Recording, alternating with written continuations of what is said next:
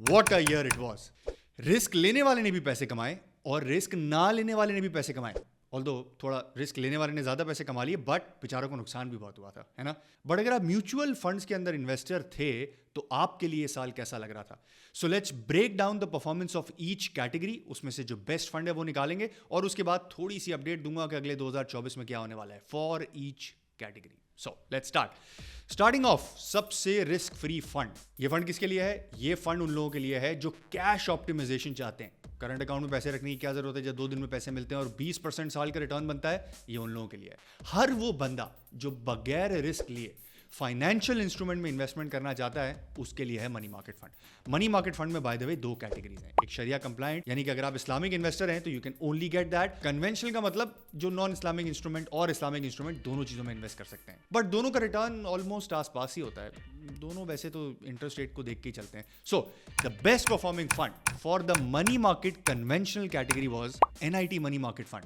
21.69% का annualise return दिया है. And the second best in this category conventional money market fund was Askari welfare trust का money market fund.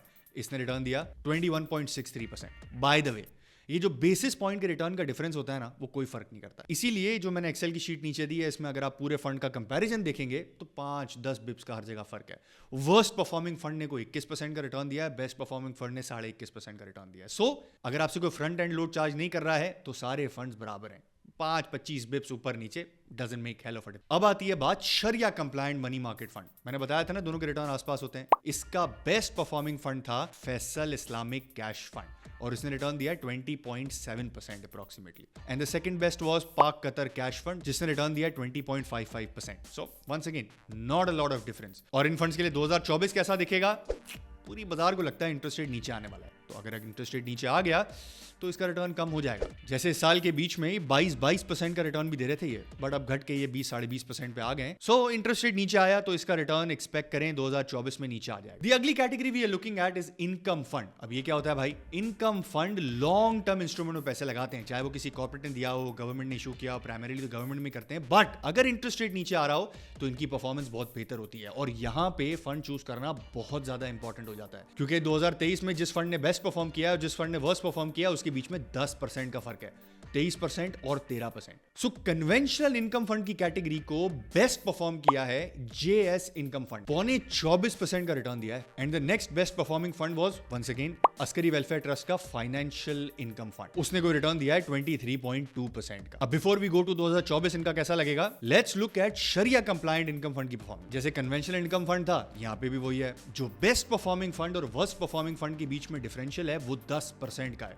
27 और 17. Best performing fund कौन सा था? Faisal Islamic special income fund. इसने रिटर्न दिया है कोई 27% का पूरे साल के अंदर. And the next best performing fund was पाक ओमान इनकम फंड जिसने 22% का रिटर्न दिया है. डिफरेंस देख रहे हैं? 27-22 फर्स्ट और सेकंड के बीच में इतना डिफरेंस. 2024 के लिए इनकम फंड कैसे दिखते हैं? बिल्कुल उल्टा चलेगा मनी मार्केट फंड के. अगर इंटरेस्ट रेट नीचे आएगा, इनकी किताब के अंदर लॉन्ग टर्म इंस्ट्रूमेंट पड़े हैं, इनका गेन बढ़ेगा. ठीक है, let's note that. Interest rate जब नीचे आता है मनी मार्केट फंड का रिटर्न नीचे आता है. इनकम फंड का रिटर्न ऊपर जा सकता है. So just mind it, these are not the same funds. अब हम 2025 की रेंज से बाहर निकलने वाले हैं. आपकी वीडियो चल रही है, मैं एक छोटी सी बात करने आया हूं. अगर आप डायरेक्ट स्टॉक मार्केट के इन्वेस्टर हैं तो एक स्किल आपको जरूर आनी चाहिए, चाहे कुछ आए या ना आए. वो है फाइनेंशियल स्टेटमेंट्स को देखते कैसे. मैंने 4 घंटे का एक कोर्स बनाया है जो सिर्फ आपको यह सिखाएगा कि एज एन इन्वेस्टर्स आपको फाइनेंशियल स्टेटमेंट्स को देखना कैसे. Starting of from director report, income statement, balance sheet, cash flow, ये सारी चीजें उसके अंदर आपको 4 घंटे में मिल जाए. अगर आपका इंटरेस्ट है तो नीचे लिंक है. Let's go back to the video game. अब हम 2025 की रेंज से बाहर निकलने वाले हैं, क्योंकि अब हम आ गए एसेट एलोकेशन फंड में. एसेट एलोकेशन फंड क्या है भाई? एसेट एलोकेशन में जब आप पैसे लगाते हैं तो आप फंड मैनेजर को कहते हैं कि आप अपने हिसाब से जब जहां समझ में आए पैसे लगा रहे हैं. आपको लगता है कि लॉन्ग टर्म पेपर में जाना है, लॉन्ग टर्म में चले जाएं. शॉर्ट टर्म में जाना है, शॉर्ट टर्म में चले जाएं. स्टॉक मार्केट में जाना है, स्टॉक मार्केट में चले जाएं. Whatever you want to do. और एसेट एलोकेशन फंड यही करते हैं. और इनके return were abnormal and primarily because of income funds performance and stock markets performance. आपको पता है बेस्ट एसेट एलोकेशन फंड ने कितना रिटर्न दिया है इस साल? 65%. और ये फंड था MCB आरिफ हबीब का dividend yield plan. By the way, मैंने इस पे एक डिटेल वीडियो बना के डाली है जो कि लिंक में आपको मिल जाएगी. प्राइमरीली ये स्टॉक मार्केट में इन्वेस्ट करते हैं और सिर्फ डिविडेंड यील्डिंग स्टॉक्स चूज करते हैं. और रिटर्न कितना है?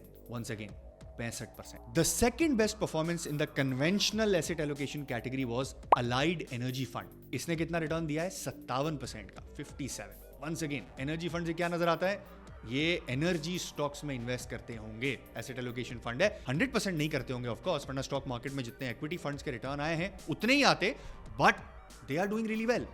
20-22% से बहुत ऊपर है, 55%. और इसी तरह जब हम शरिया कंप्लाइंट एसेट एलोकेशन फंड को देखते हैं तो वहां भी परफॉर्मेंस 20-22% से बहुत ऊपर निकल गई है. The best performing fund of this category was Alhamra asset allocation fund, जिसने अपने इन्वेस्टर्स को 2023 के अंदर 56% का रिटर्न दिया है. The next best fund was HBL asset का इस्लामिक एसेट एलोकेशन. इसने अपने इन्वेस्टर्स को 2023 में 50% का रिटर्न दिया है. सो एसेट एलोकेशन वालों की तो चांदी लग गई है after a very very very long time. But यहां पे भी ख्याल रख, या फंड मैनेजर रिपोर्ट पढ़ना बहुत जरूरी है. उसका रीजन क्या है? वंस अगेन 15% का बेस्ट परफॉर्मिंग फंड और वर्स्ट परफॉर्मिंग फंड के बीच में डिफरेंस है. सो फंड के अंदर क्या पड़ा है, that is very important for 2024. अब 2024 की बात कर रहे हैं तो मैं आपको बता दूं, इट लुक्स लाइक इस साल भी एसेट एलोकेशन इक्विटी ओरिएंटेड रहेंगे. आपको पता है ना, इंटरेस्ट रेट जब नीचे आता है स्टॉक मार्केट डज वेल, और अगर पूरी मार्केट को लग रहा है इंटरेस्ट रेट नीचे आएगा तो stock market might do well, तो इन फंड मैनेजर्स को भी लग रहा होगा. सो 2024 इनका रिटर्न भी इक्विटी फंड के आसपास रह सकता है. सो अगर आप स्टॉक मार्केट में एक्सपोजर लेना चाहते हैं बट टाइमिंग नहीं कर सकते, तो फंड मैनेजर आपके लिए कर लेगा. Then you should look at the asset allocation. अब आती है मेरी कैटेगरी की बारी, यानी कि स्टॉक मार्केट. पहले हम 20-22 देख के खुश हो रहे थे और फिर हम 50-60 देख के खुश हो रहे थे. भाई इन्होंने तो रिकॉर्ड ही तोड़ दिया, 70-75 ऐसे रिटर्न दे दिए. बट कोई बड़ी बात नहीं है, क्योंकि बहुत सालों से मार्केट बिल्कुल नहीं चल रही थी. मार्केट ऐसे बेस के ऊपर थी कि जब भी मार्केट ने चलना था इस किस्म का रिटर्न देना था. और अगर आप लॉन्ग टर्म इक्विटी इन्वेस्टर हैं तो आपको पता है कि ये रिटर्न के बाद शायद आपका 15-20% का हिस्टोरिकल एनुअलाइज रिटर्न बना हो, क्योंकि लास्ट कुछ सालों से मार्केट ने परफॉर्म ही नहीं किया. बट अगर आप उन लकी वाटर कूलर विनर में से हैं जिन्होंने December 31st 2022 को इन्वेस्ट किया था और आज भी इन्वेस्टेड हैं, रिटर्न छक्का लग गया भाई. कन्वेंशनल कैटेगरी में द बेस्ट परफॉर्मिंग फंड ने आपको पता है रिटर्न कितना दिया है? 88%. This is UBL financial fund.